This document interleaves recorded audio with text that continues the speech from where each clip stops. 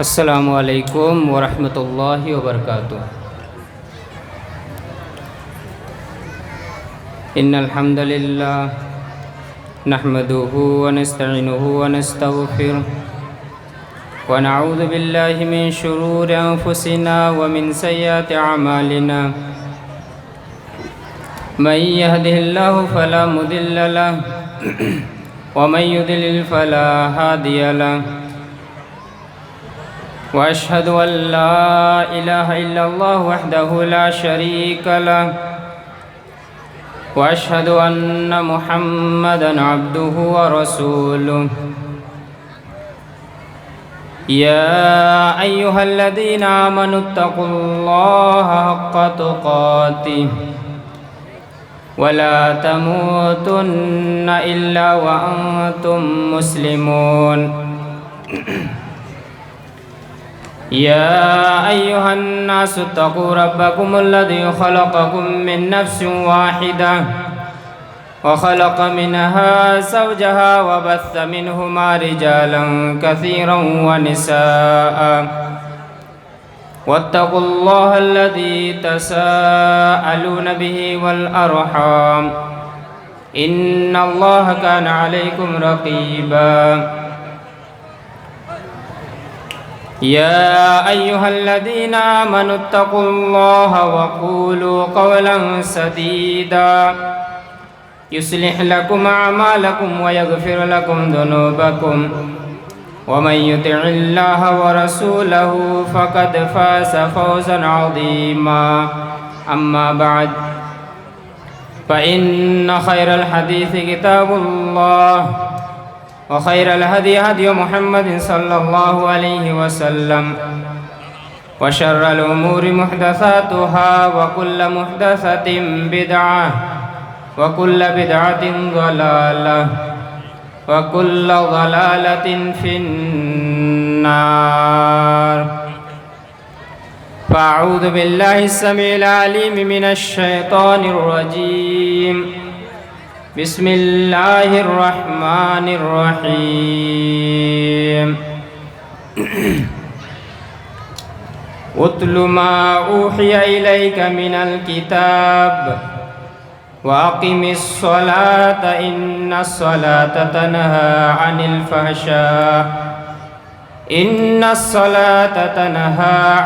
फ़हशाइ वल मुनकर व लज़िक्रुल्लाहि अकबर वल्लाहु यअलमु मा तअलमून।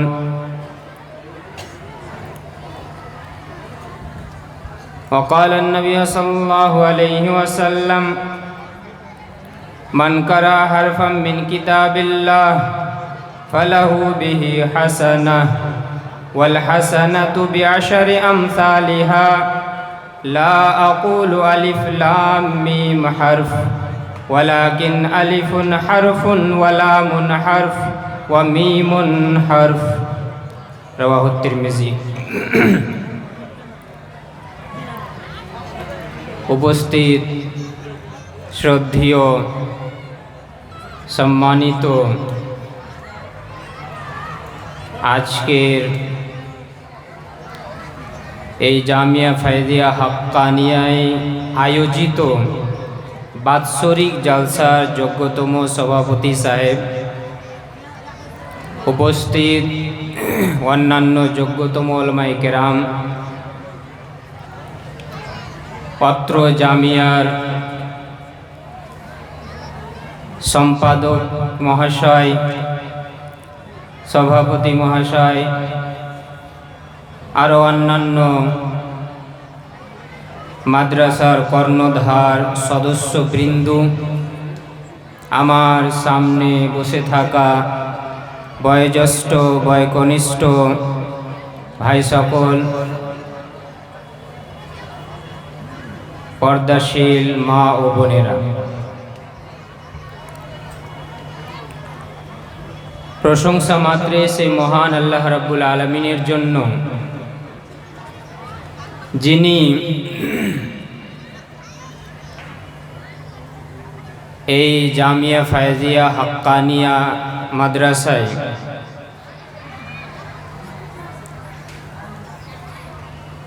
2 দিন ব্যাপী বাৎসরিক জলসা আয়োজন করার তৌফিক দান করেছেন এবং আল্লাহ তাবারক ওয়া তাআলার মেহেরবানিতে আমরা সবাই এখানে এসে উপস্থিত হয়েছি। সেই মহান আল্লাহ রাব্বুল আলামিনের প্রশংসা, গুণগান, গুণকীর্তন করতে গিয়ে আমরা সবাই এক বাক্যে বলি আলহামদুলিল্লাহ।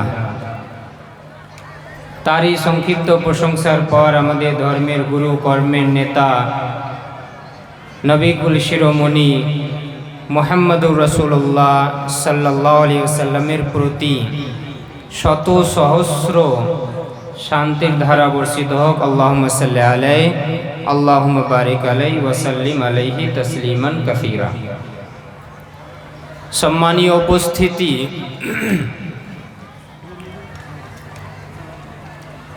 আপনারা সেই বাদ মাগরিব থেকে মাশাআল্লাহ আমাদের জামিয়া ফায়জিয়া হাক্কানিয়ার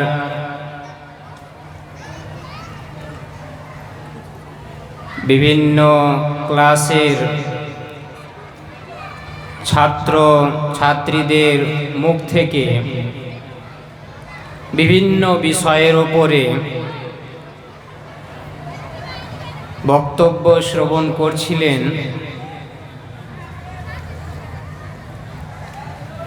কেউ হয়তো বাংলায়, কেউ উর্দু ভাষায়, কেউ আবার ইংরেজি ভাষায় বক্তৃতা এখানে প্রদান করছিল।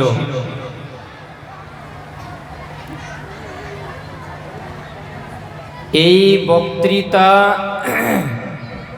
দেওয়ার পিছনে অনেক পরিশ্রম, অনেক মেহনত, অনেক প্রচেষ্টা রয়েছে। যেমন ছাত্রদের পক্ষ থেকে পরিশ্রম, মেহনত রয়েছে, সেই মতো এই মাদ্রাসার সম্পাদক মহাশয়, সভাপতি মহাশয়, কোষাধ্যক্ষ মহাশয়, অন্যান্য যোগ্যতম শ্রদ্ধেয় মাননীয় সদস্য বৃন্দেরও পরিশ্রম, প্রচেষ্টা, মেহনত রয়েছে। কারণ তারা যদি এই মাদ্রাসায় সেই সব ছাত্রদেরকে ওই ধরনের পরিবেশ তৈরি করে না দিত, যেই পরিবেশে একজন ছাত্র থেকে সুশিক্ষায় শিক্ষিত হয়, যেই শিক্ষা তার মধ্যে মানবতা নিয়ে আসে, ভদ্রতা নিয়ে আসে, যেই শিক্ষা তার মধ্যে এই সাহস নিয়ে আসে যে কোরআন এবং হাদিসের জ্ঞান অর্জন করার পর সেটাকে মানুষের সামনে কিভাবে প্রকাশ করতে হবে, প্রস্ফুটিত করতে হবে, সেই সুযোগ, সেই পরিবেশ, মাহৌল যদি তারা না পেত তাহলে এটা সম্ভবপর হতো না। তাই ছাত্ররা যেমন ধন্যবাদ পাওয়ার যোগ্য, সেই মতো এই মাদ্রাসার যারাই কর্ণধার, যে সবই সদস্যগণ রয়েছেন, তারাও শত শত ধন্যবাদের যোগ্য। তাদের আমি শুকরিয়া আদায় করি, তাদের কৃতজ্ঞতা জ্ঞাপন করি। কারণ নবী সাল্লাল্লাহু আলাইহি সাল্লাম বলেন যে যেই ব্যক্তি মানুষের শুকরিয়া আদায় করে না, সেই ব্যক্তি আল্লাহরও শুকরিয়া আদায় করে না।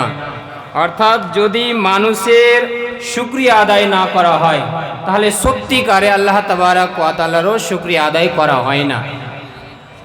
এই জন্য মাদ্রাসার কর্ণধার সদস্যবিন্দু, সম্পাদক মহাশয়, সভাপতি মহাশয়, কোষাধ্যক্ষ মহাশয়, অন্যান্য আরও যোগ্যতম সদস্যবিন্দু, তারাও শত শত ধন্যবাদের যোগ্য তাদের শুকরিয়া আদায় করি, তার সাথে সাথে ছাত্রদেরকেও তাদের উদ্দেশ্যেও বলি যে এইভাবে পরিশ্রম, এইভাবে মেহনত, এইভাবে প্রচেষ্টা চালিয়ে যাও, ইনশাআল্লাহ সফলতা তোমার জীবনে আসবেই আসবে। যাই হোক, আমি আপনাদের সম্মুখে কোরআন মাজিদ থেকে একটি আয়াত তেলাওয়াত করেছি, সূরা আনকাবুত, সূরা নম্বর 29, আয়াত নম্বর 45। এই আয়াতকে সামনে রেখে শিক্ষা সম্পর্কে আমি কিছু কথা আপনাদের সামনে বলার চেষ্টা করব ইনশাআল্লাহ।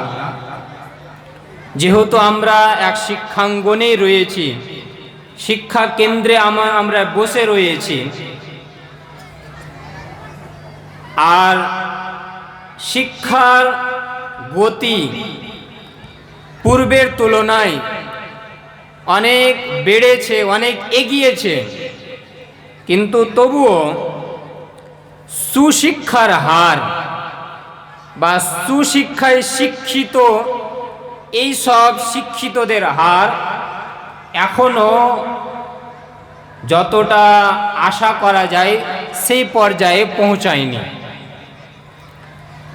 তাই আসুন আমরা দেখি কোরআন এবং হাদিসের আলোকে শিক্ষার কি গুরুত্ব, শিক্ষার কি মাহাত্ম্য, শিক্ষার কি তাৎপর্য। আল্লাহ তাবারক ওয়া তাআলা কোরআন মাজিদের মধ্যে বলেন, সূরা আনকাবুত, সূরা নম্বর 29, আয়াত নম্বর 45, উতলু মা উহিয়া ইলাইকা মিনাল কিতাব। হে নবী সাল্লাল্লাহু আলাইহি সাল্লাম, তোমার নিকটে যেই কিতাব ওহীর মাধ্যমে তোমাকে দেওয়া হয়েছে সেই কিতাবের তুমি তিলাওয়াত করো, সেই কিতাবকে পড়ো, পাঠ করো। ওয়া আকিমিস সালাহ, এবং সালাত কায়েম করো, নামাজ পড়ো। ইন্নাস সালাতা তানহা আনিল ফাহশাই ওয়াল মুনকার।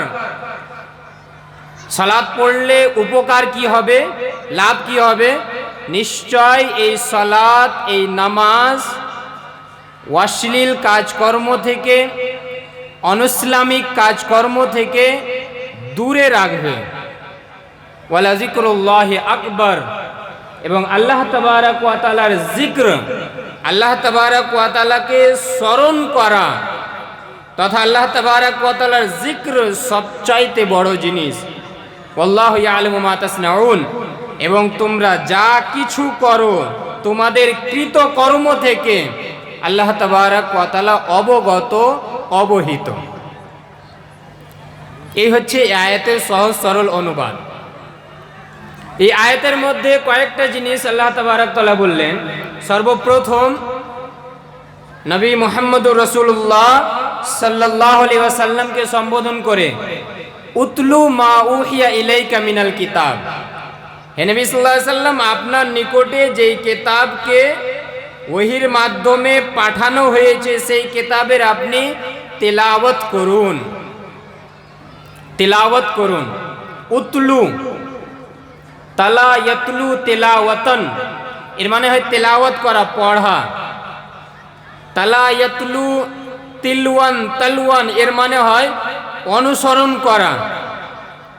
এই উতলু শব্দের মধ্যে কোরআনকে দেখে দেখে পড়া, তিলাওয়াত করা এই অর্থও রয়েছে। উতলুর মধ্যে এই অর্থ রয়েছে যে কোরআনকে পড়ার পর সেই কোরআনের অর্থ, সেই কোরআনের মানে, সেই কোরআনের ব্যাখ্যা বিশ্লেষণ বুঝার পরে সেই কোরআনকে অনুসরণ করো, সেই কোরআনকে অনুকরণ করো, সেই কোরআনকে সামনে রেখে নিজের জীবনকে গড়ে তোলো। সেই কোরআন যেদিকে তোমাদেরকে যাওয়ার আদেশ দেয়, যেই সব কাজ করার আদেশ করে সেই সব কাজকর্ম তোমরা করো। এই অর্থ এই উতলু শব্দের মধ্যে রয়েছে। এখান থেকে আমরা বুঝতে পারি, এখান থেকেই ইশারা করা হয়েছে যে তোমরা সেই কোরআন মাজিদকে শিখো, সেই কোরআন মাজিদের জ্ঞান অর্জন করো, সেই কোরআন মাজিদকে পড়ো। আমি এক্ষুনি আপনাদের সামনে বললাম যে পূর্বের তুলনায় এখন পড়াশোনা, শিক্ষা দীক্ষা, এইসব জিনিসের হার অনেকটা বেড়েছে। আপনি এখন জায়গায় জায়গায় মিশন পাবেন, জায়গায় জায়গায় আপনি এখন একাডেমি পাবেন, পদে পদে আপনি বিদ্যালয়, স্কুল পাবেন। শিক্ষার হার অনেকটা বেড়েছে, মানুষের মধ্যে সচেতনতা এসেছে, মানুষ বুঝতে শিখেছে যে শিক্ষা অর্জন করতেই হবে, শিক্ষা ছাড়া কোনো উপায় নেই, শিক্ষাই হচ্ছে জাতির মেরুদণ্ড। কিন্তু তার সাথে সাথে আমাদেরকে চিন্তা ভাবনা করতে হবে যে আমরা যেই সব শিক্ষার পিছনে ছুটে যাচ্ছি, যেই সব মিশন, যেই সব একাডেমির পিছনে আমরা ছুটে যাচ্ছি, সেই সব মিশন, সেই সব একাডেমি, সেই সব বিদ্যালয় কি আমাদেরকে পরিপূর্ণরূপে, আবার আমি বলি পরিপূর্ণরূপে সুশিক্ষায় শিক্ষিত করছে আমাদেরকে? আমরা জানি আমাদের শেষ নবী মুহাম্মদুর রাসূলুল্লাহ সাল্লাল্লাহু আলাইহি ওয়াসাল্লামের উপর প্রথম ওহী অবতীর্ণ হয়েছিল সেই হেরা নামক পাহাড়ের গুহায়। ইকরা বিসমি রাব্বিকাল্লাযী খালাক, হে নবী সাল্লাল্লাহু আলাইহি ওয়াসাল্লাম তুমি পড়ো তোমার রবের নামে। নবী সাল্লাল্লাহু আলাইহি ওয়াসাল্লামকে পড়তে বলা হলো। সর্বপ্রথম ওহী, প্রথম পাঠ, ফার্স্ট লেসন, প্রথম পাঠ, ফার্স্ট লেসন নবী সাল্লাল্লাহু আলাইহি ওয়াসাল্লামকে এটাই দেওয়া হচ্ছে, ইকরা তুমি পড়ো। আজকে আমরা ইকরা শব্দ অনেকেই ধারণ করেছি, অনেকেই আমরা ইকরা শব্দটাকে নিয়েছি, ইকরার গুরুত্বকে আমরা বুঝতে শিখেছি। তারপরে যে আল্লাহ তাবারাক ওয়া তাআলা বলেন বিস্মে রাব্বিকা, তোমার রবের নামে পড়ো, এই বিস্মে রাব্বিকাটা সব মিশনে, সব একাডেমিতে, সব বিদ্যালয়ে আপনি পাবেন না। যদিও সেই মিশন নাম রেখেছে ইসলামিক মিশন, যদিও সেই বিদ্যালয় একাডেমি নাম রেখেছে ইসলামিক একাডেমি, ইসলামিক বিদ্যালয়, কিন্তু ইসলামিক বিদ্যালয় কি শুধু এটাই যে শুধু আলিফ বা তাসা পড়িয়ে আর কিছু উর্দু বই পড়িয়ে বাস সে ইসলামিক মিশন হয়ে গেল? ইসলাম কি এতটাই সংকীর্ণ যে আমি শুধু আলিফ বা পড়িয়ে বাস আমি সেই মিশনকে ইসলামিক মিশন বানিয়ে দিলাম? সেখানে ইসলামের আর যে যাবতীয় কাজকর্ম রয়েছে, ইসলামের আর যে কর্মকাণ্ড রয়েছে, সেই সব দিকে কোনো ভ্রুক্ষেপ না দিয়ে, ধ্যান না দিয়ে যদি শুধু দু একটা শব্দ পড়িয়ে, দু একটা বর্ণমালা শিখিয়ে যদি সে ইসলামিক মিশন বলে, তাহলে সেটা মিশন ইসলামিক লেভেল নেওয়ার যোগ্য নয়। তাই বলার উদ্দেশ্য, আল্লাহ তাবারক ওয়া তাআলার নবী মুহাম্মদুর রাসূলুল্লাহ সাল্লাল্লাহু আলাইহি ওয়াসাল্লামের উপরে প্রথম ওহী অবতীর্ণ হলো ইকরা তুমি পড়ো, কিন্তু তার সঙ্গে রয়েছে বিস্মি রাব্বিকা, তোমার রবের নামে পড়ো। এই তোমার রবের নামটা আমরা অনেকেই ছেড়ে দিয়েছি। আমার বলার উদ্দেশ্য এটা না যে আপনি কোরআন হাদিস ছাড়া অন্যান্য শিক্ষা অর্জন করবেন না, সেই শিক্ষাও অর্জন করার প্রয়োজনীয়তা রয়েছে আমাদের সমাজে। আমাদের সমাজে যেমন আলিমের প্রয়োজন রয়েছে, সেই মতো মেডিকেল ডক্টরের প্রয়োজন রয়েছে, সেই মতো অ্যাডভোকেট লয়ারের প্রয়োজন রয়েছে, সেই মতো একজন ভালো জেনারেল টিচারের প্রয়োজন রয়েছে। বিভিন্ন ক্ষেত্রে, বিভিন্ন জায়গায় মুসলমানদের জায়গা করে নিতে হবে, এই জন্য বিভিন্ন জায়গায় আমাদেরকে যেতে হবে, শিক্ষা অর্জন করতে হবে। কিন্তু সেই শিক্ষার পিছনে বিস্মি রাব্বিকা, রবের নাম থাকতে হবে। তুমি কোরআন পড়ো রবের নামে, হাদিস পড়ো রবের নামে, ইতিহাস পড়ো রবের নামে, ভূগোল পড়ো রবের নামে, ইংলিশ পড়ো রবের নামে, বিজ্ঞান পড়ো রবের নামে, কেমিস্ট্রি পড়ো রবের নামে, জুলজি পড়ো রবের নামে। বিভিন্ন ক্ষেত্রে বিভিন্ন জায়গায় যাও, কিন্তু রবের নাম নিতে হবে। রবের নাম যেন না ছুটে যায়। রবের নাম যদি ছুটে যায়, আমরা অ্যাজ আ মুসলিম হিসেবে আমি বলি, রবের নাম যদি আমরা ছেড়ে দিই, তাহলে আমাদের সেই শিক্ষা আমাদেরকে সুশিক্ষায় শিক্ষিত কোনোদিন করতে পারে না। কারণ আপনি দেখেন নবী সাল্লাল্লাহু আলাইহি সাল্লামের উপরে যেই সময় এই ওহী অবতীর্ণ হচ্ছে, ইকরা বিসমি রাব্বিক, হে নবী সাল্লাল্লাহু আলাইহি সাল্লাম তুমি পড়ো তোমার রবের নামে, আমি প্রশ্ন করতে চাই, সেই সময় কি শিক্ষা দীক্ষার কোনো অভাব ছিল? সেই শিক্ষায়, সেই সময়, সেই যুগে কি শিক্ষিত মানুষ ছিল না?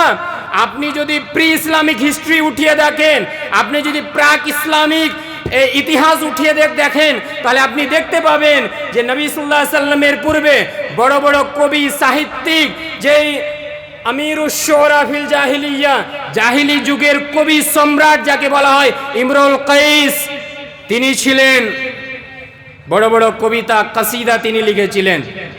লাবিদ বিন রবিয়ার মতো একজন বড় কবি ছিলেন, পরে তিনি ইসলাম গ্রহণ করেছিলেন।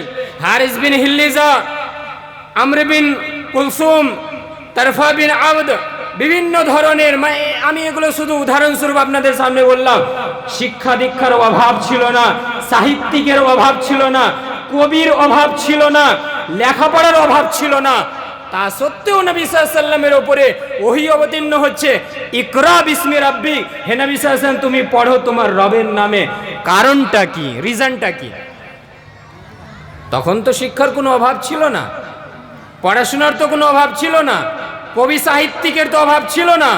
তা সত্ত্বেও নবী সাল্লাল্লাহু আলাইহি সাল্লামকে বলা হচ্ছে তুমি পড়ো তোমার রবের নামে। কারণটা হচ্ছে এটাই যে সেই সব কবি সাহিত্যিকদের জ্ঞান তাদেরকে মানুষ করে গড়ে তুলতে পারেনি, তাদের মধ্যে সেই সুশিক্ষা প্রবেশ করেনি, তাদেরকে সেই শিক্ষা মানবতার জ্ঞান দিতে পারেনি, মনুষ্যত্বের জ্ঞান দিতে পারেনি, তাদের মধ্যে ভদ্রতা নিয়ে আসতে পারেনি। তাদের সেই কবিতার মধ্যে আপনি নোংরামি, অশ্লীলতাও পাবেন, যেমন সাহিত্যিকের ছোঁয়া পাবেন, সাহিত্যিকের উচ্চ লেভেল আপনি পাবেন সেই কবিতার মধ্যে, সেই সব কবিতার মধ্যে আপনি নোংরামিও পাবেন, অশ্লীলতাও পাবেন। কারণ তাদের মধ্যে আল্লাহ তাবারক ওয়া তাআলার বাণী, ইসলামিক শিক্ষা তাদের মধ্যে ছিল না। তাই এতগুলো কবি সাহিত্যিকদের উপস্থিতিতে শিক্ষা দীক্ষার অভাব ছিল না। তা সত্ত্বেও নবী সাল্লাল্লাহু আলাইহি সাল্লামকে বলা হচ্ছে ইকরা বিসমি রাব্বিকাল্লাযী খালাক, হে নবী সাল্লাল্লাহু আলাইহি সাল্লাম তুমি পড়ো তোমার রবের নামে।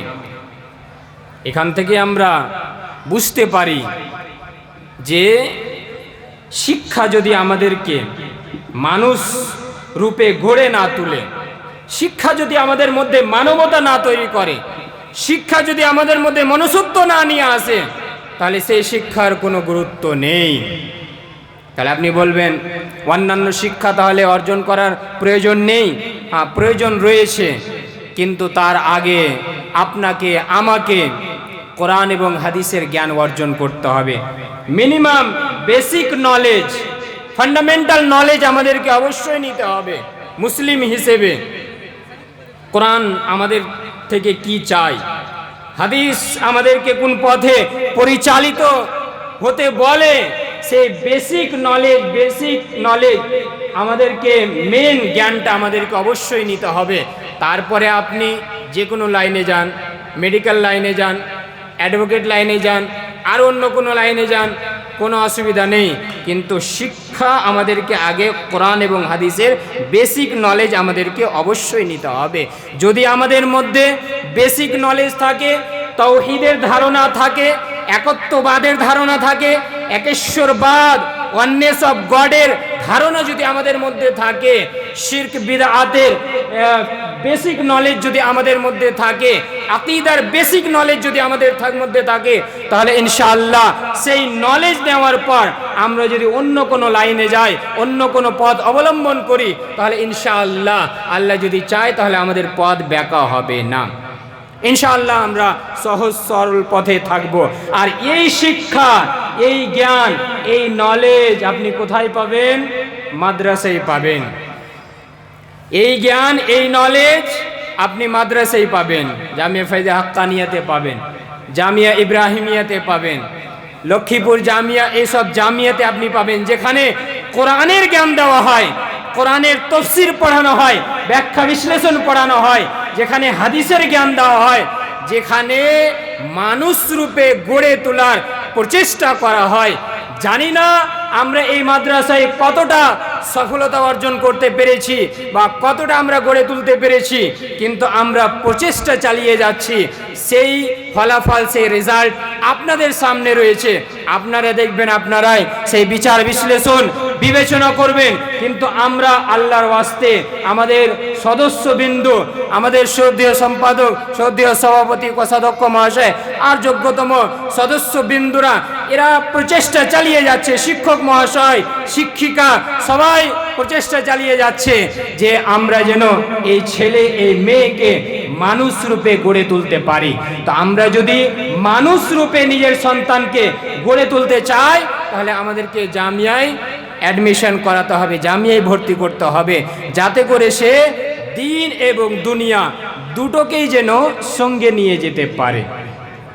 কারণ দিন যদি থাকে, দুনিয়া না থাকে, তাহলে আপনার মধ্যে বাস্তব জ্ঞান, বাস্তবতা, কিভাবে কোথায় কথা বলতে হবে, কোন জায়গায় কিভাবে কথা বলতে হবে। যেমন উদাহরণস্বরূপ আমি একটা ছোট্ট কথা বলি, যদি আমি শুধু কোরআন হাদিসের জ্ঞান অর্জন করি, বাংলা ভাষায় যদি আমি না শিখি, আপনাদের সামনে বাংলায় বক্তব্য কি করে দেব, আমি আপনাদের সামনে বাংলায় কথা কি করে বলবো? এটাও একটা জেনারেল নলেজ, এটাও আমাদেরকে শিক্ষার দরকার রয়েছে। এটা একটা মানে উদাহরণস্বরূপ বললাম আমি যে জেনারেল নলেজও দরকার রয়েছে। জেনারেল নলেজ আমি অর্জন করলাম, কিন্তু দ্বীনি জ্ঞান যদি আমাদের মধ্যে না থাকে, তাহলে সত্যিকারে আমরা মানুষ রূপে তৈরি হতে পারি না, আমাদের মধ্যে সত্যিকারের মানুষত্ব, মানবতা আসতে পারে না। আল্লাহ তাবারক ওয়া তাআলার ঐশী বাণী, আল্লাহ তাবারক ওয়া তাআলার বাণীর জ্ঞান আমাদেরকে অবশ্যই অর্জন করতে হবে। তাই আল্লাহ তাবারক ওয়া তাআলা নবী সাল্লাল্লাহু আলাইহি সাল্লামকে সম্বোধন করে বলেন, উতলু ইলাইকা উতলু মা উহিয়া ইলাইকা মিনাল কিতাব, হে নবী সাল্লাল্লাহু আলাইহি সাল্লাম তুমি পড়ো, তিলাওয়াত করো ওই কিতাব যে কিতাবকে আপনাকে ওহীর মাধ্যমে আপনার নিকট প্রেরণ করা হয়েছে, পাঠানো হয়েছে, সেই কিতাবের আপনি তিলাওয়াত করুন। যখন কোরআন মাজিদের কথা এসেছে একটু বলি, কোরআন মাজিদের বিভিন্ন অধিকার রয়েছে। যেমন কোরআন মাজিদের একটা অধিকার হলো কোরআন মাজিদকে দেখে দেখে শুদ্ধভাবে তেলাওয়াত করা। কোরআন মাজিদের আরেকটা অধিকার হলো তেলাওয়াত করার পরে তার অর্থকে বুঝা, অনুধাবন করা, তার মানে তর্জমা বুঝা, ব্যাখ্যা বিশ্লেষণ বুঝা। কোরআন মাজিদের আরেকটা অধিকার, হক হলো যে অর্থ, ব্যাখ্যা, বিশ্লেষণ বুঝার পরে সেই অনুপাতে নিজের জীবনকে পরিচালিত করা। এটাও হচ্ছে কোরআন মাজিদের একটা হক, অধিকার। কোরআন মাজিদের এটাও একটা অধিকার যে কোরআন মাজিদকে নিয়ে গবেষণা করা, রিসার্চ করা। কারণ কোরআন মাজিদকে গবেষণা করতে গিয়ে অমুসলিমেরা এই কোরআন মাজিদের জ্ঞানকে সামনে রেখে অনেক উন্নতি করেছে। আপনি বিজ্ঞান ক্ষেত্রে, সায়েন্স ফিল্ডে আপনি দেখতে পাবেন এই কোরআন মাজিদের অনেক অবদান রয়েছে, বিশাল অবদান রয়েছে। সেদিকে কথা বললে অনেক লম্বা হয়ে যাবে, আমি শুধু ইশারা করে চলে যাচ্ছি যে এই কোরআন মাজিদের বিভিন্ন অধিকার রয়েছে। তার মধ্যে আমি একটা অধিকার কি বললাম, যে কোরআন মাজিদকে দেখে দেখে তেলাওয়াত করতে শেখা, শুদ্ধভাবে পড়তে শেখা, এটাও হচ্ছে কোরআন মাজিদের অধিকার। আপনি পৃথিবীর বুকে কোনো এমন কিতাব, কোনো এমন পুস্তক পাবেন না যে পুস্তককে আপনি এমনি এমনি পড়েন, পাঠ করেন আর আপনার কোনো উপকারে আসবে। আপনি ইংরেজি বই যদি এমনি এমনি আপনি যদি রিডিং পড়েন, আপনি বলবেন যে রিডিং পড়লে গেলে তার রিডিং স্কিলটা ভালো হবে। রিডিং পড়লে গেলে আপনি সেই গদ্য বা পদ্য থেকে, সেই পোয়েম বা পোয়েট্রি বা সেই স্টোরি থেকে আপনি কিছু বুঝতে পারবেন না, আপনার কোনো উপকারে আসবে না। কিন্তু কোরআন মাজিদ হচ্ছে একমাত্র গ্রন্থ, কোরআন মাজিদ হচ্ছে একমাত্র পুস্তক, কোরআন মাজিদ হচ্ছে এমন একটি কিতাব যে কিতাবকে আপনি যদি না বুঝেও তেলাওয়াত করেন, তাহলে এক এক বর্ণ, এক এক লেটার, এক এক অক্ষরের বিনিময়ে আপনি আমি 10 করে নেকি পাবো। সুবহানাল্লাহ। নবী সাল্লাল্লাহু আলাইহি সাল্লাম বলেন, তিরমিজির হাদিস, আব্দুল্লাহ ইবনে মাসউদ রাদিয়াল্লাহু তাআলা আনহু থেকে বর্ণিত, মান কারা হারফাম মিন কিতাবিল্লাহ ফালাহু বিহি হাসানা, যে ব্যক্তি কোরআন মাজিদের একটি বর্ণ, একটি হরফ উচ্চারণ করলো, তার জন্য নেকি রয়েছে। কত নেকি? ওয়াল হাসানাতু বিআশরি আমসালিহা, তার জন্য 10 নেকি রয়েছে। আগে নবী সাল্লাল্লাহু আলাইহি সাল্লাম ব্যাখ্যা বিশ্লেষণ করতে গিয়ে বলেন, লা আকুলু আলিফ লাম মিম হারফুন, আমি এ কথা বলি না যে আলিফ লাম মিম একটি হরফ, একটি বর্ণ বা একটি লেটার, না, বাল আলিফুন হারফুন ওয়া লামুন হারফুন ওয়া মিমুন হারফুন, বরং আলিফ একটি বর্ণ, লাম হচ্ছে দ্বিতীয় বর্ণ, মিম হচ্ছে তৃতীয় বর্ণ। আলিফ লাম মিম যদি কেউ উচ্চারণ করে তাহলে সে মিনিমাম 30 নেকি পেয়ে গেল। তারপরে আল্লাহ তাবারাক ওয়া তাআলা সেই নেকিকে কতটা বাড়িয়ে দিবেন, বেশি করবেন, বৃদ্ধি করবেন, ম্যাক্সিমামের কোনো লিমিট নেই, কিন্তু মিনিমাম সে আলিফ লাম মিম উচ্চারণ করার কারণে 30 নেকি পেয়ে গেল।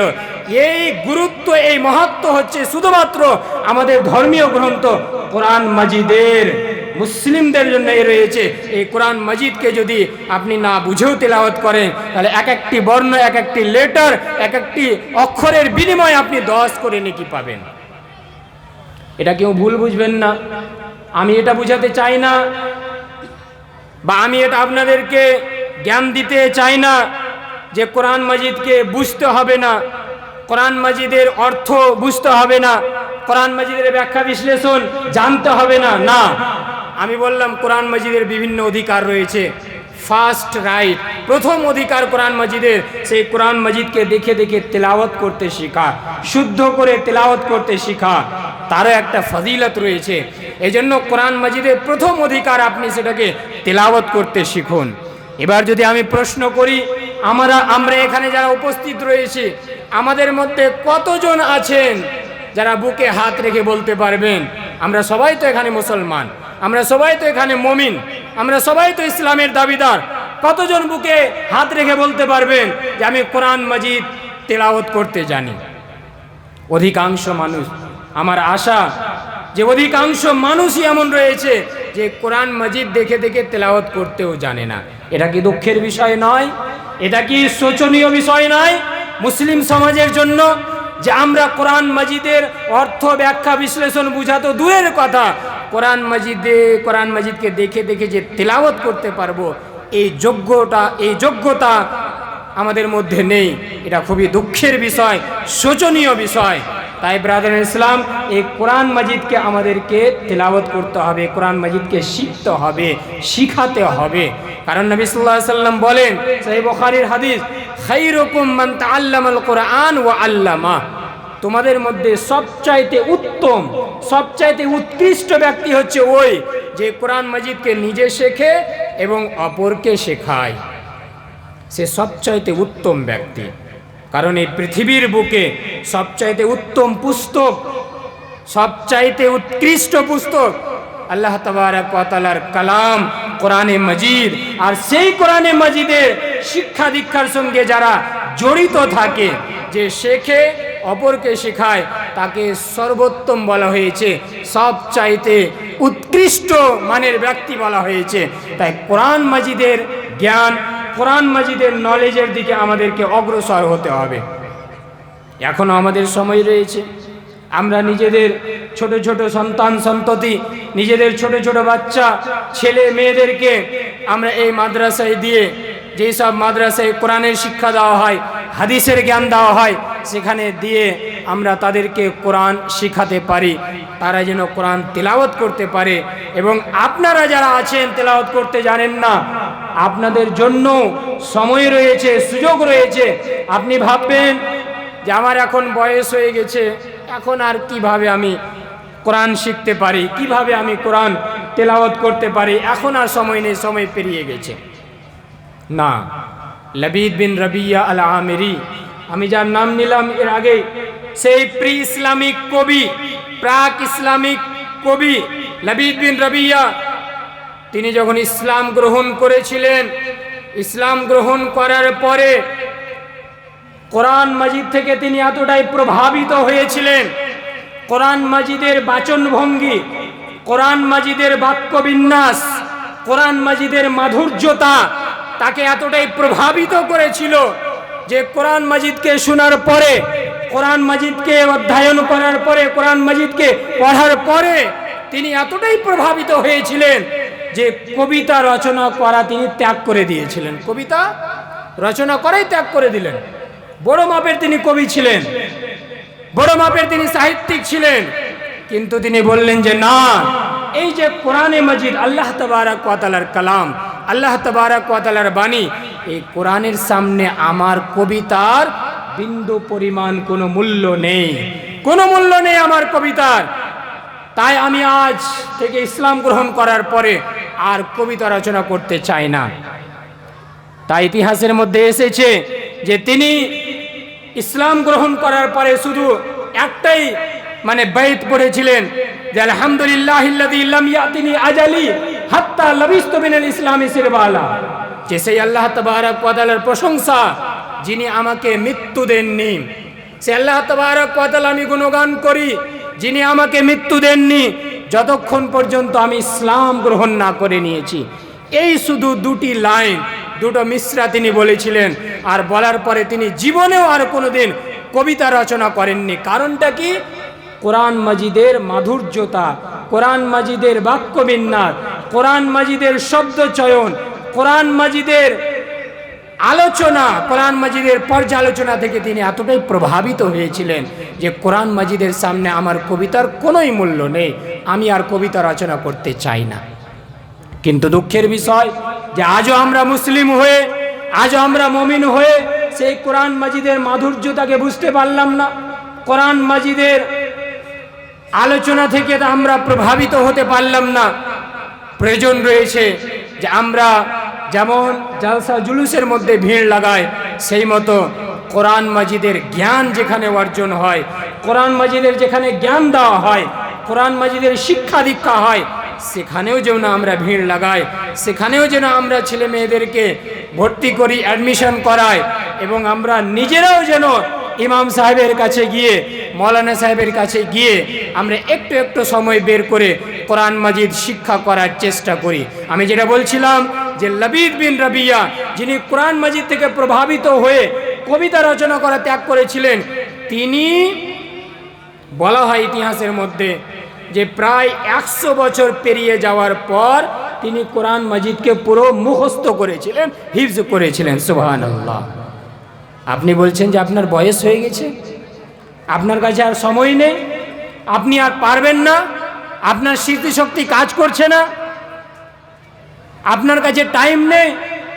100 বছর প্রায় পেরিয়ে যাওয়ার পর তিনি কোরআন মাজিদকে মুখস্থ করেছিলেন, হিফজ করেছিলেন। আমরা যদি চেষ্টা করি, কোনো জিনিসই অসম্ভব নয়। আমরা যদি চেষ্টা করি, এখনো সময় রয়েছে, শুধু 10 মিনিট করে, 15 মিনিট করে, 20 মিনিট করে আমাদেরকে মৌলানা সাহেবের কাছে, ইমাম সাহেবের কাছে বসতে হবে, কোরআন মাজিদকে আমাদেরকে শিখতে হবে। তার জন্য প্রয়োজন রয়েছে কোরআন মাজিদের সঙ্গে ভালোবাসার, কোরআন মাজিদের সঙ্গে একটা সম্পর্ক, মধুর সম্পর্ক গড়ে তুলতে হবে। সেই সম্পর্ক যদি আমাদের তৈরি হয়ে যায় তাহলে এসব কাজ সহজ হয়ে যাবে। বর্তমানে আমাদের মোবাইলের সঙ্গে কতটা সম্পর্ক এটা বলার অপেক্ষা রাখে না।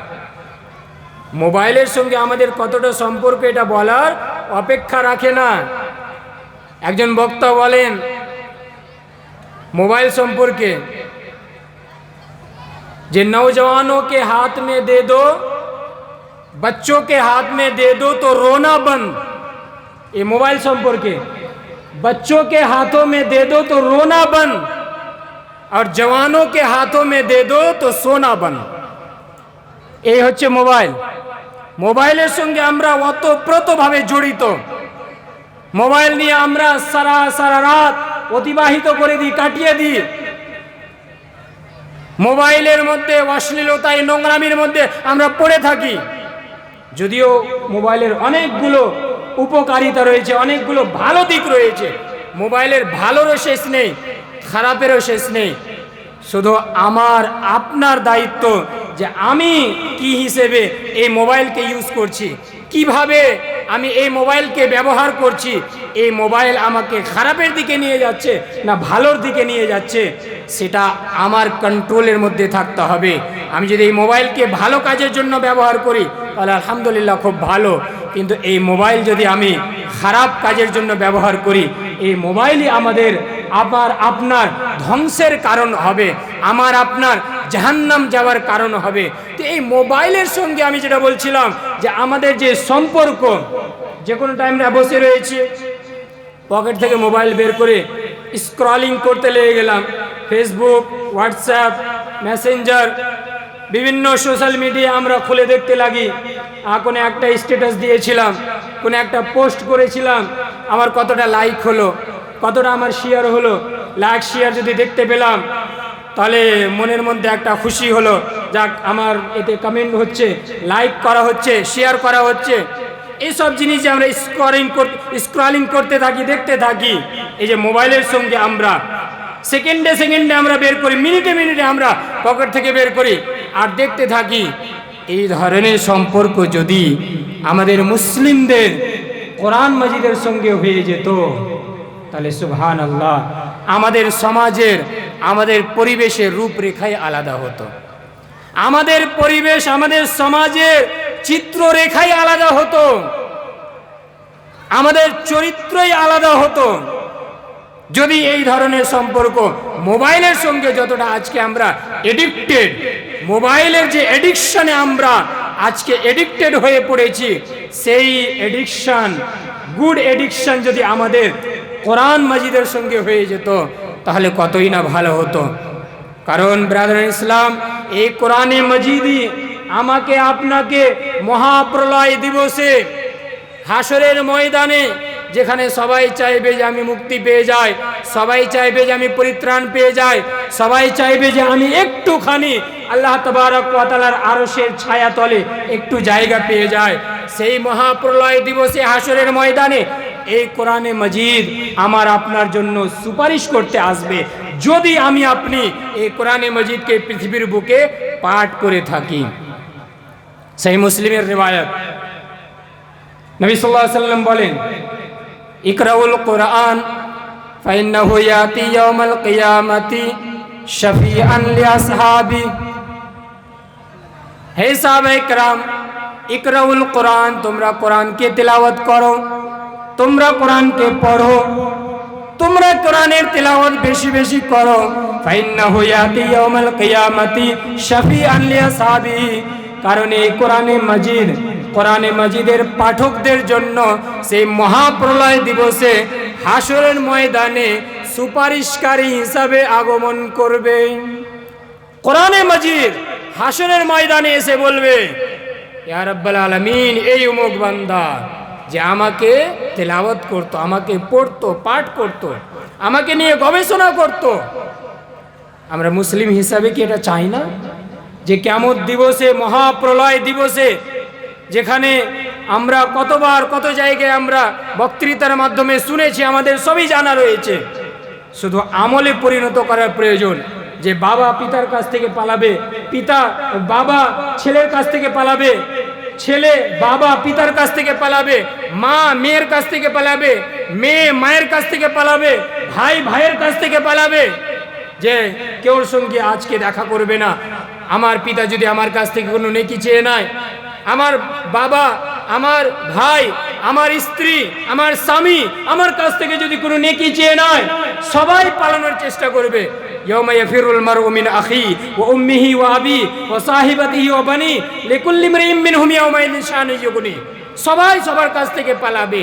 সেই অবস্থায় আমরা কি চাই না যে আমাদের জন্য সুপারিশকারী হিসাবে কেউ আগমন করুক? অবশ্যই আমরা চাই, কিন্তু চাইলে তো হবে না, সেই চাওয়ার পিছনে আমাদেরকে পরিশ্রম করতে হবে, মেহনত করতে হবে। আল্লাহ তাবারক ওয়া তাআলার নবী মুহাম্মদুর রাসূলুল্লাহ সাল্লাল্লাহু আলাইহি ওয়াসাল্লাম বলেন, ইকরাউল কোরআন, কোরআনকে পড়ো, পাঠ করো, ফাইন্নাহু ইয়াতি ইয়াউমাল কিয়ামাতি, কারণ এই কোরআনে মাজিদ কিয়ামত দিবসে হাসরের ময়দানে শাফিআন লিআসহাবিহি, কোরআন মাজিদের পাঠকদের জন্য, যারা কোরআনে মাজিদ তেলাওয়াত করত, পাঠ করত, তাদের জন্য সুপারিশকারী হিসাবে আগমন করবে। তাই ব্রাদার ইসলাম, আজকে প্রয়োজন রয়েছে যে আমরা এই কোরআন মাজিদের জ্ঞানের দিকে যেন আমরা আসি, কোরআন মাজিদের নলেজ যেন আমরা অর্জন করি, নিজেও অর্জন করি, নিজের সন্তান সন্ততিকেও আমরা শেখানোর চেষ্টা করি। কারণ কোরআনই আমাদেরকে সফলতা দিতে পারে, কোরআন মাজিদের দ্বারাই আমরা কামিয়াবি হাসিল করতে পারি, কোরআন মাজিদের দ্বারাই আমরা সাকসেসফুল হতে পারি। কোরআন মাজিদই এমন একটি পুস্তক, যে পুস্তককে গবেষণা করতে গিয়ে অনেক বড় বড় সায়েন্টিস্ট ইসলাম গ্রহণ করতে বাধ্য হয়েছে। কিন্তু দুঃখের বিষয়, আজকে আমরা মুসলিম হয়ে, মুসলমান হয়ে আমরা কোরআন মাজিদের শিক্ষার দিকে অগ্রসর হওয়ার চেষ্টা করি না। যতটা হওয়ার দরকার প্রয়োজন ততটা এখনো হয়নি। আলহামদুলিল্লাহ কিছুটা হয়েছে, আমরা এসেছি, কিন্তু আরও প্রয়োজন রয়েছে। আরও আমাদেরকে এগিয়ে আসতে হবে, কোরআন মাজিদের জ্ঞান অর্জন করতে হবে। আমি ছোট্ট করে একটা ঘটনা শুনি আপনাদের কাছ থেকে আমি বিদায় নেব ইনশাআল্লাহ, কারণ সময় খুব সংকীর্ণ আর আমাদের অনেকগুলো বক্তা রয়েছেন, অনেকগুলো প্রোগ্রাম রয়েছে, তাই আমি বেশি সময় নেব না। ছোট্ট করে একটা ঘটনা বলে শেষ করব যে এই কোরআন মাজিদ থেকে প্রভাবিত হয়ে বড় বড় সায়েন্টিস্ট, বড় বড় বৈজ্ঞানিকেরা ইসলাম গ্রহণ করতে বাধ্য হচ্ছে।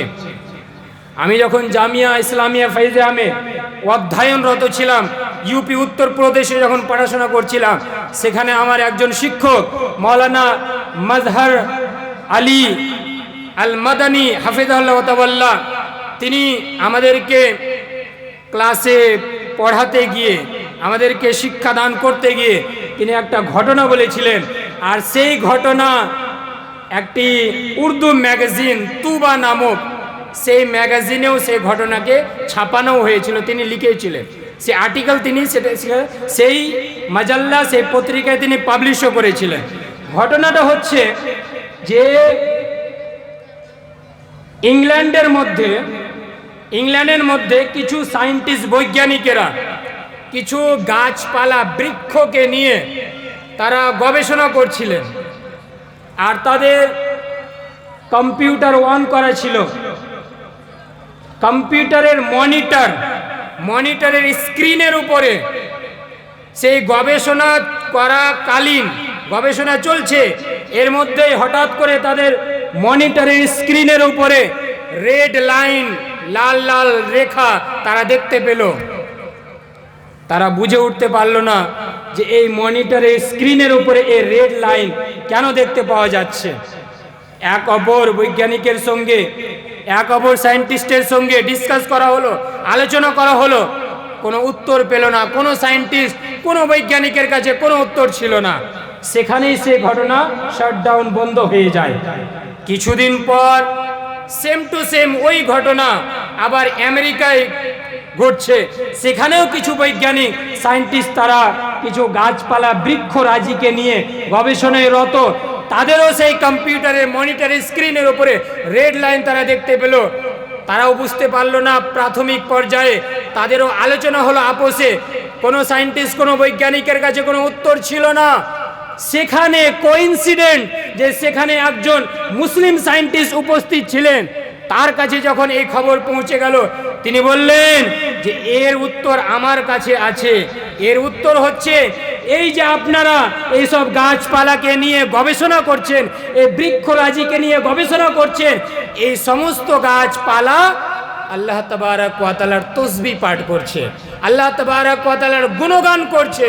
আর আল্লাহ তাবারক ওয়া তাআলা এই কথা কোরআন মাজিদের মধ্যে প্রায় 1450 বছর আগে বলে দিয়েছেন, ওয়া ইম মিন শাইইন ইল্লা ইউসাব্বিহু বিহামদি ওয়ালাকিন লা তাফকাহুনা তাসবিহাহুম। সূরা বনী ইসরাঈল বা সূরা ইসরা মধ্যে আল্লাহ তাবারক ওয়া তাআলা বলেন যে পৃথিবীর বুকে যা কিছু রয়েছে, গাছপালা, পাথর, কঙ্কর, মানুষ, জন্তু, পাহাড়, পর্বত, সবাই আল্লাহ তাবারক ওয়া তাআলার প্রশংসা করে।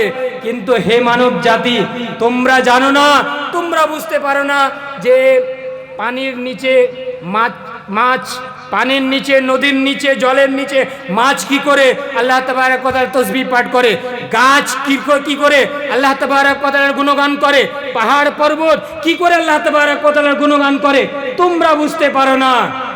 এই যে কোরআন মাজিদে বলা হয়েছে এই সব গাছপালা আল্লাহ তাবারক ওয়া তাআলার প্রশংসা করছে।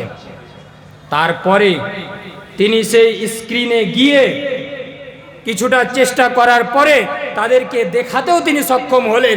সেই স্ক্রিনের উপরে মাশাআল্লাহ, সেই স্ক্রিনের উপরে আলহামদুলিল্লাহ, লা ইলাহা ইল্লাল্লাহ, সুবহানাল্লাহ, এই ধরনের যে জিক্রের কালিমাত রয়েছে, আল্লাহ তাবারক ওয়া তাআলা জিক্র করে যে শব্দ রয়েছে, সেই সব কালিমা, সেই সব বাক্যগুলো ভেসে উঠছিল এই স্ক্রিনের উপরে। দৃশ্য দেখার পরে, এটা সত্য ঘটনা, কোনো বানাওটি ঘটনা নয়। তুবা নামক উর্দু ম্যাগাজিনে এই আর্টিকেল পাবলিশ হয়েছে। সেই জায়গাতে লিখছেন আমার শিক্ষক মাওলানা মাজহার আলী আল মাদানী হাফিজাল্লাহ তাআলা, যে সেই স্ক্রিনে যখন দেখতে পেলেন সেখানকার হেড সায়েন্টিস্ট যার নাম ছিল উইলিয়াম ব্রাউন, তিনি যখন দেখতে পেলেন যে সে রেড লাইনের মানে হচ্ছে সুবহানাল্লাহ, আলহামদুলিল্লাহ, আল্লাহু আকবার, লা ইলাহা ইল্লাল্লাহ, এসব কালমা যখন তিনি বুঝতে পারলেন, দেখতে পেলেন, তিনি দেখে এতটাই আশ্চর্যিত হলেন, হতভম্ব হলেন, তার সাথে সাথে তিনি ইসলাম এবং কোরআন থেকে প্রভাবিত হলেন। তিনি বললেন যে যেই গবেষণা, যেই আজকে রিসার্চে আমরা এতটা পরিশ্রম করার পরে আমরা আজকে এখানে পৌঁছতে পেরেছি, সেই সব আলোচনা আল্লাহ তাবারক ওয়া তাআলা সেই 1450 বছর আগে কোরআন মাজিদের মধ্যে করে দিয়েছেন। অতএব এই কোরআনে মাজিদ কোনো মানুষের কালাম হতে পারে না, মানুষের কথা হতে পারে না। এই কোরআনে মাজিদ হচ্ছে আল্লাহ তাবারক ওয়া তাআলার বাণী, আল্লাহ তাবারক ওয়া তাআলার কালাম, এতে কোনো সন্দেহ নেই। তিনি বললেন যে আমি William brown, head of the scientist, আমি ইসলাম গ্রহণ করতে চাই। তিনি কালেমায়ে শাহাদা আশহাদু আল্লা ইলাহা ইল্লাল্লাহ ওয়া আশহাদু আন্না মুহাম্মাদার রাসূলুল্লাহ, এই কালেমায়ে শাহাদা পাঠ করে তিনি ইসলাম গ্রহণ করলেন। সুবহানাল্লাহ বলবেন না?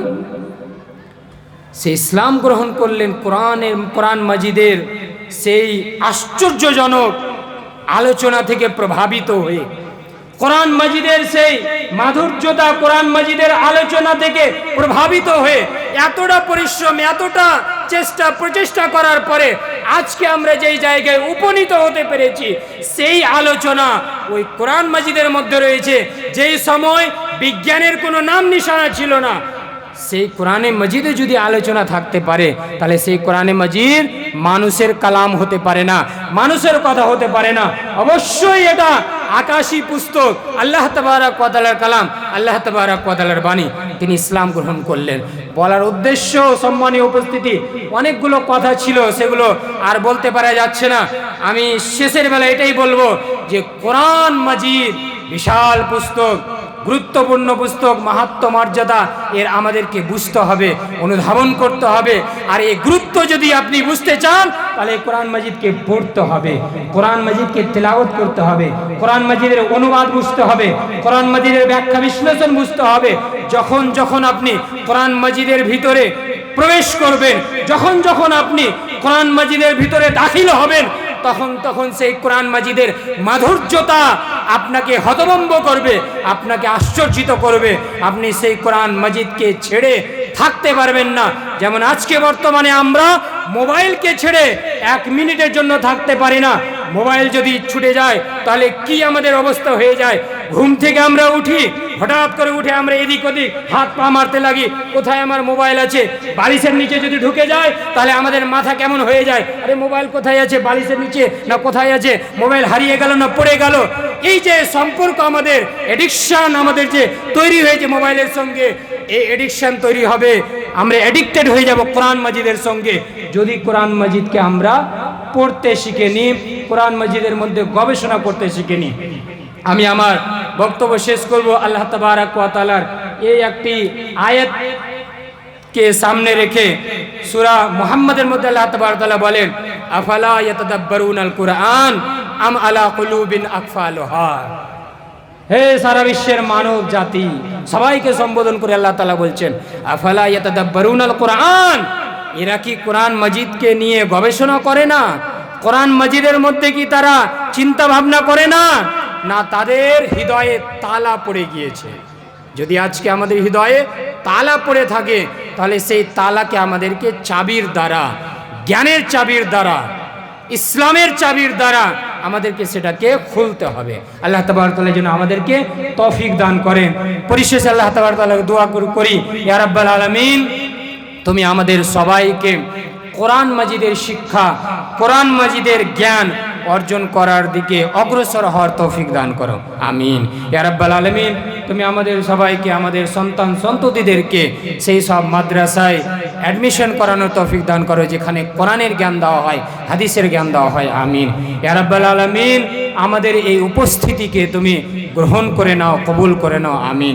ইয়া রাব্বাল আলামিন, এই জালসার পিছনে যাদেরই পরিশ্রম রয়েছে, সেই মাদ্রাসার কর্ণধার থেকে নিয়ে শিক্ষক শিক্ষিকা বিন্দু থেকে নিয়ে আরও অন্যান্য সমাজের আমাদের এই এলাকার ব্যক্তিবর্গ যারা রয়েছে তাদের থেকে নিয়ে যারাই যেইভাবে পরিশ্রম করেছে, যেইভাবে চেষ্টা করেছে, টাকা পয়সা দিয়ে, কথা দিয়ে, পরামর্শ দিয়ে, পরিশ্রম দিয়ে, আল্লাহ তাআলা তুমি সবার এই পরিশ্রমকে কবুল করে নাও, গ্রহণ করে নাও এবং এর বিনিময়ে জাযায়ে খায়র দান করো।